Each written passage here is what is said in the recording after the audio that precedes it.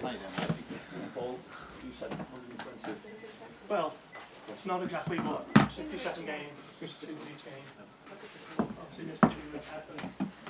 At the beginning we were not here, but since when are you here again? Oh yeah, that's a good point. There's someone on Zoom, yeah. Yeah. I know more about your living room than you probably want to because I saw it always on the screen. But you didn't. Guys, there'll be 2 embargo sections to this. We can't take questions from everybody. We'll get around as many as we possibly can for the time. So we'll kick off with Vinny for the first couple. Yeah, good. We'll start with the injury news first. How's Joe Gomez, Fabinho, Virgil van Dijk and Mo Salah? How likely are they to figure this weekend? In particular, Mo, given of course he's going up against Son in the race for the Golden Boot with just 1 goal separating the two. Choice first of all, good news. Yesterday we had one reassuring further scan, but the first everything was like we thought, well, how like he and we thought after the game. We were lucky. Was a proper knock, but nothing happened. It's the leg where he was injured, so I understand 100% that everybody was a bit concerned. I was, until I saw Joe's face in the dressing room, where I think most of the time we know best about our body. The result of this scan is not here yet, but we don't expect anything really different. It was just reassuring that it's all fine, and from there we go. If it's fine, then it's about pain. How can you deal with pain, and then we will see what Joe can do today or tomorrow. But I don't know in a moment. With the other boys, it looks all good. What we do with them for the weekend, I have no idea. Actually, I understand 100% the. Goal scoring, the battle with Heung-min Son, but we have no chance that we take any risk. But Mo doesn't want to take any risk. There's no doubt about that. But it looks good. But the boys make steps, and we will see. My preferred solution would be they all could play at the weekend for rhythm reasons, stuff like this. Or this could be on a bench, and we can bring them on or not. But that would involve. So that would be. But if not, then we take it from there. So I cannot say it 100%. Obviously, I realise first and foremost in your mind will be taking care of business yourself this weekend. Of course. But there's another element to it as well, because I know that Steven Gerrard has spoken in the past of his disappointment of missing out on the title in 2014.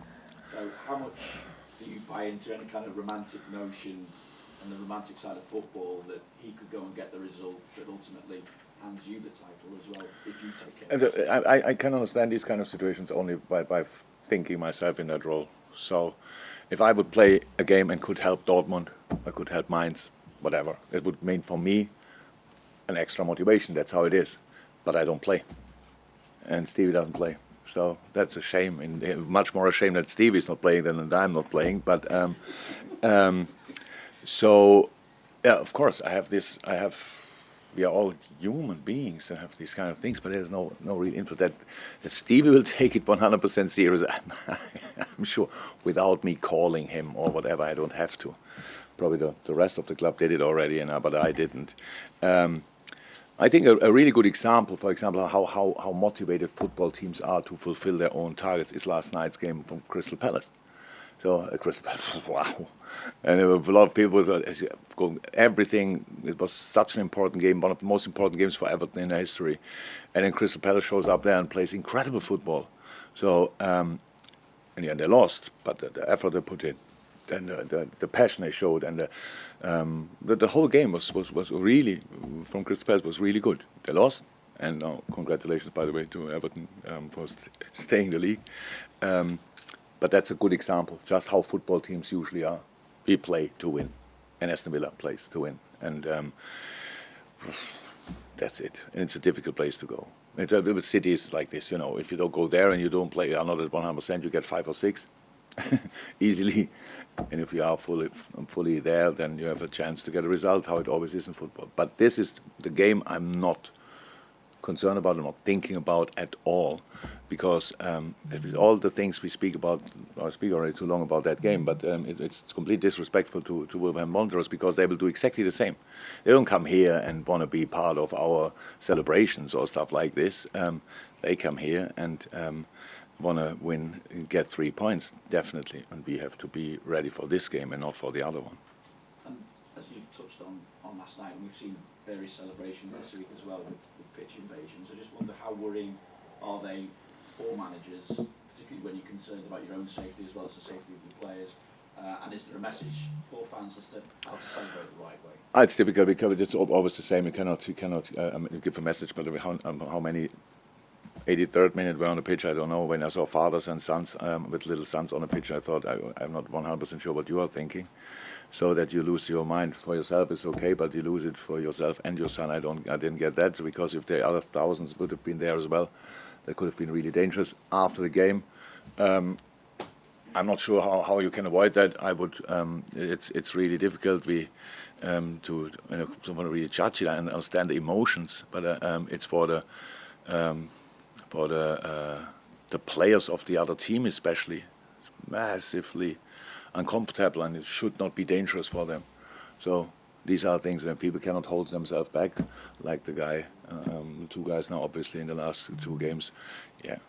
They should for sure not be there. But I hope it's always like this. Two things happen now, and I really hope we learn from that. So it's not even, I'm not sure if it's a nice picture, but it's just like it is, and we should make sure that nothing, absolutely nothing, happens. People threaten themselves by jumping over whatever, these kind of things. It's just so that these kind of things shouldn't happen. I think we can celebrate things without threatening ourselves and the opponent. I would say that should be possible, and yeah, we will see. Before we go to Juliet, we'll go to one from Israel. Yes, that's okay. And then we'll go. PLP. PLP, you have PLP. Yeah. fantastic. Yeah. Okay. Yes, 2 is fine. Yeah. For Israel 1, for PLP 2, I'm not sure. Sorry. Sky goes start your Friday negotiation. Morning, you're good to see Hi. you. I was wondering how proud are you with the season, the journey that the players, yourself, the club, the staff have been through this year? Yeah, that's been tough, but it's been great. So it's absolute joy to be part of it.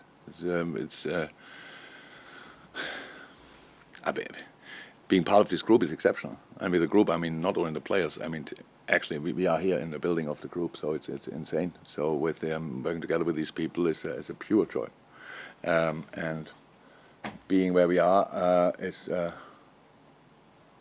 is so rare that you can do something. You cannot plan it. I mean, imagine somebody tells you before the season, we want to be part of, we want to be in all of 3 cup finals and want to fight for the league as well. And you would say, yeah, good luck with that.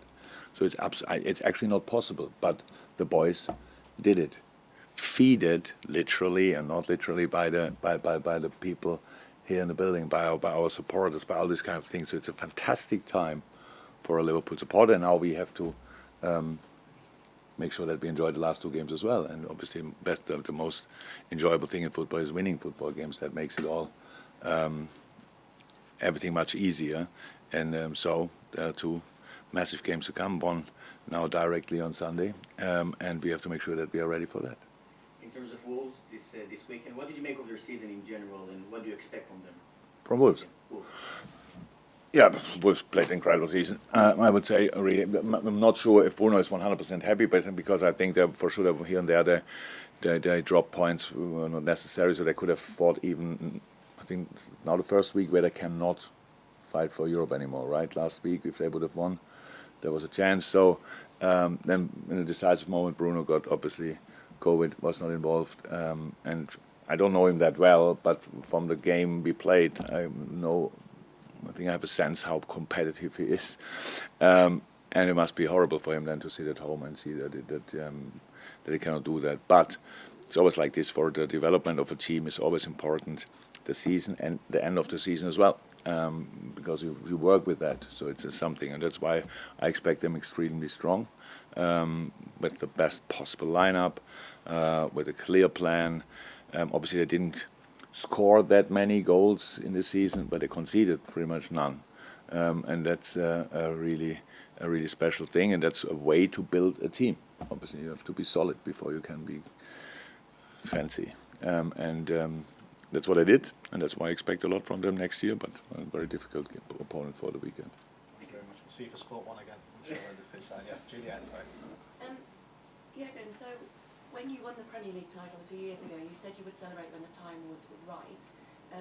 you have the opportunity to do that now, as well as the FA Cup and the Carabao Cup, and what else could come in the next week or so as well. So I just wanted to get your thoughts on that. Yeah. Oh, we have so many reasons to celebrate. To be honest, we celebrate so we don't know how many reasons, but we have already enough reasons. So I think already it's enough to celebrate life. It's already enough reason.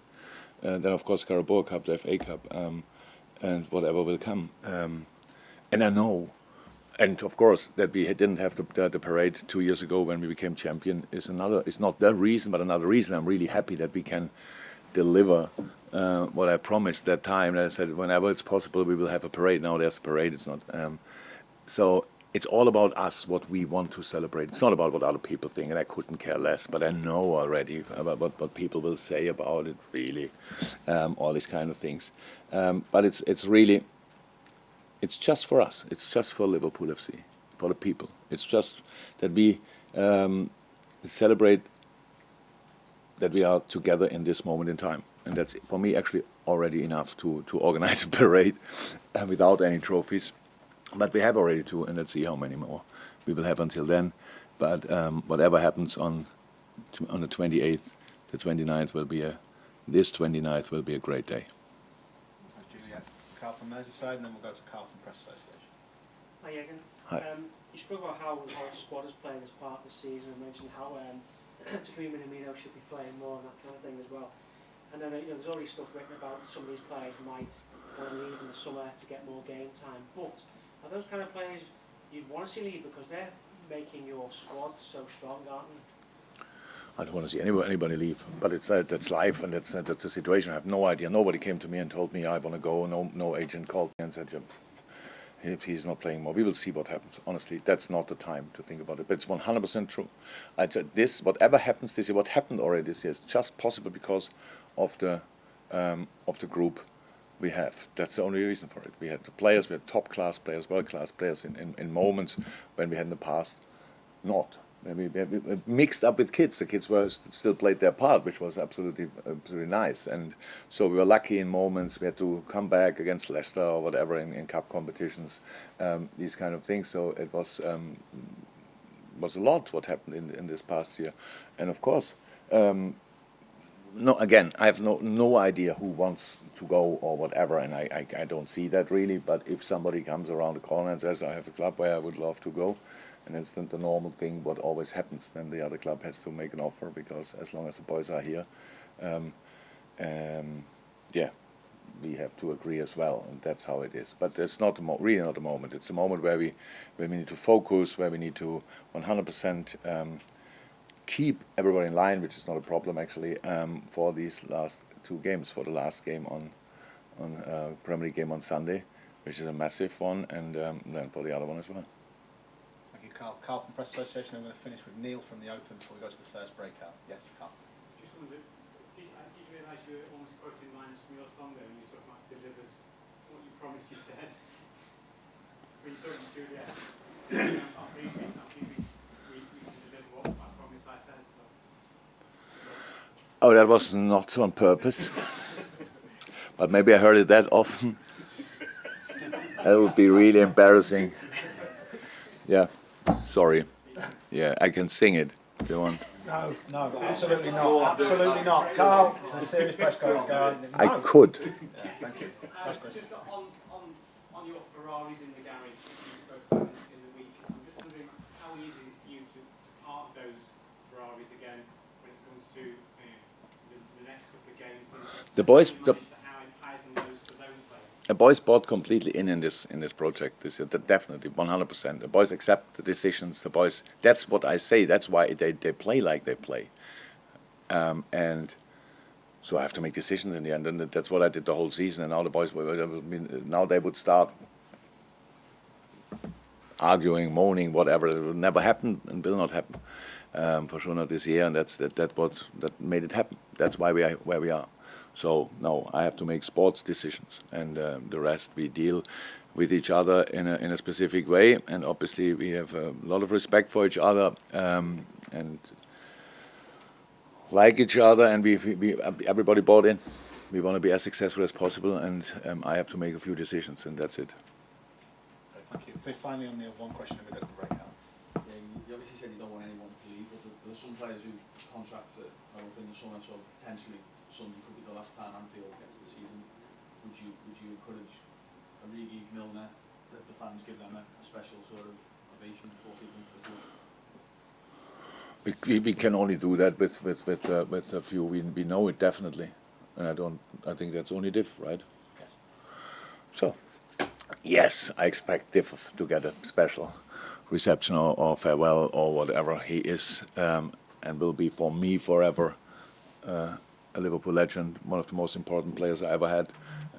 That sounds completely strange with the amount of games he had, but it is and was a pure joy to work together with him. So it's not over yet. So just because it's now the last Premier League game, and yes, he deserves all good thoughts we can generate somehow for his future, and wherever he will go, he will be successful 100%. He's an outstanding player, outstanding boy.